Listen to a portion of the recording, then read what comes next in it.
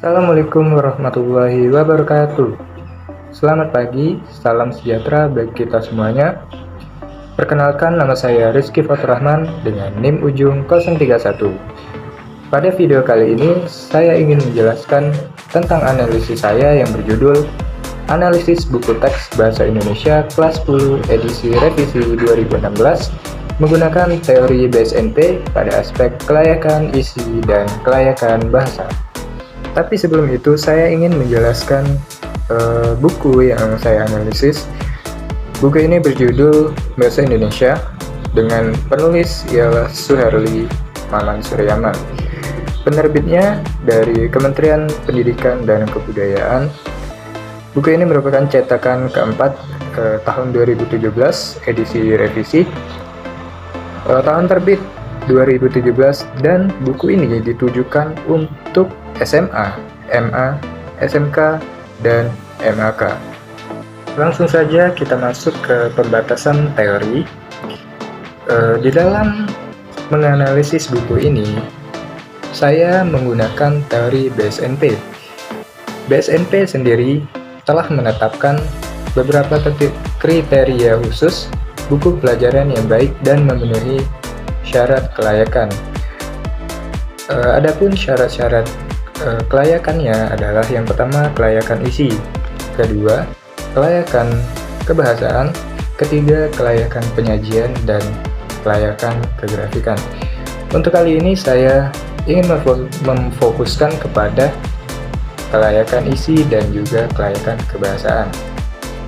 Pada aspek kelayakan isi terdapat dua indikator yang harus diperhatikan. Yang pertama, kelengkapan materi, dan yang kedua, kedalaman materi. Sementara kelayakan bahasa memiliki beberapa indikator juga. Yang pertama yaitu kesesuaian dengan tingkat perkembangan siswa, dan kedua, kekomunikatifan. Metode analisis yang akan saya gunakan dalam menganalisis buku teks bahasa Indonesia untuk kelas 10 ialah metode deskriptif, kualitatif, dan kuantitatif. Pada analisis ini, metode deskriptif digunakan untuk menyajikan data-data atau hasil analisis dengan berbentuk numerik. Teknik pengumpulan data itu bisa berupa angket. Data yang disajikan biasanya dalam bentuk angka pada tabel ataupun presentasi. Namun nanti saya akan menggunakan tabel saja. Berdasarkan pada hasil analisis komponen kebahasaan atau kelayakan isi pada buku teks teori BSNP, saya akan menjabarkan bukti antara keterkaitan buku dan teori yang saya gunakan, yakni teori BSNP. Oke, kita masuk pada hasil dan pembahasan atas analisis yang telah saya lakukan. Aspek yang pertama yaitu kelayakan isi dengan indikator kelengkapan materi. Saya telah membuat kuesioner dan telah diisi oleh 2 orang siswa mengenai kelengkapan materi pada buku teks bahasa Indonesia kelas 10.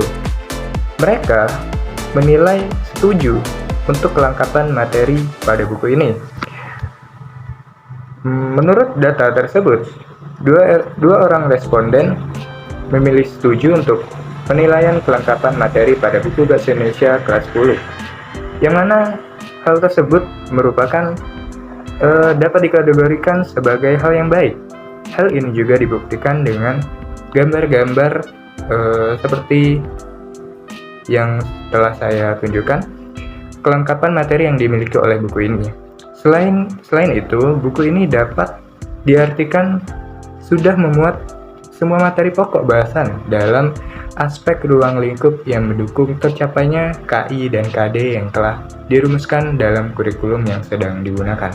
Selanjutnya kita beralih ke indikator yang kedua, yaitu kedalaman materi.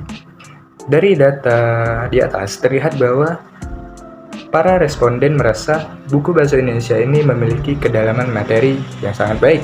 Terlihat seperti pada gambar yang saya tunjukkan di sini. Materi yang disajikan bukan hanya pembahasan dasar-dasar saja, tetapi membahas kelanjutan dari materi tersebut. Seperti contoh, konsep dan mengidentifikasi sebuah materi. Dengan dalamnya materi yang terdapat pada buku teks ini sekaligus dapat memperkenalkan kepada para siswa bagaimana inti dari KI dan KD sesuai dengan kurikulum yang berlaku. Dengan penjelasan itu semua dapat disimpulkan bahwa pada aspek kelayakan isi, materi yang disajikan padat, jelas, dapat dipahami secara umum oleh siswa dan sesuai dengan KI dan KD yang berlaku oleh kurikulum 2013. Keakuratan, konsep, definisi, prinsip, prosedur, contoh, fakta, ilustrasi, dan soal yang ada di dalam buku tersebut sangat akurat dan tepat. Semua bab telah menyajikan materi pendukung pembelajaran yang memuat aspek keterkinian, seperti fitur, contoh, rujukan, aspek penalaran, dan pemecahan masalah dalam soal uraian. Aspek komunikasi yang umumnya terdapat dalam tabel yang berisi tugas individu dan kelompok. Aspek penerapan yang umumnya terdapat dalam materi yang menyajikan contoh-contoh perilaku yang menumbuhkan kreativitas siswa. Aspek kemenarikan materi yang umumnya tercermin dari contoh teks disertai ilustrasi yang mendukung, dan aspek mendorong untuk mencapai informasi lebih jauh dari beberapa bab, serta aspek penggayaan yang berupa latihan soal. Meski demikian, dibutuhkan materi pendukung dan tambahan dari luar buku teks ini. Baik, selanjutnya kita beralih ke poin yang kedua dari teori BSNP, yaitu kelayakan bahasa, di mana terdapat beberapa indikator, diantaranya yang pertama, kesesuaian dengan tingkat perkembangan siswa. Saya telah mengirim kuesioner pada indikator kesesuaian dengan tingkat perkembangan siswa mendapatkan 2 suara, yakni setuju, yang berarti ini merupakan hal yang sangat baik. Hal ini dapat dibuktikan dengan adanya gambar sebuah halaman yang menyajikan sebuah materi yang akan dipelajari oleh siswa. Selain itu, ini juga dapat menunjukkan bahwa bahasa yang digunakan sangat baik dan mudah dipahami oleh siswa. Indikator yang kedua yaitu kekomunikatifan. Untuk ke aspek kekomunikatifan mendapatkan 2 suara setuju juga dari responden, yang ini berarti sangat baik.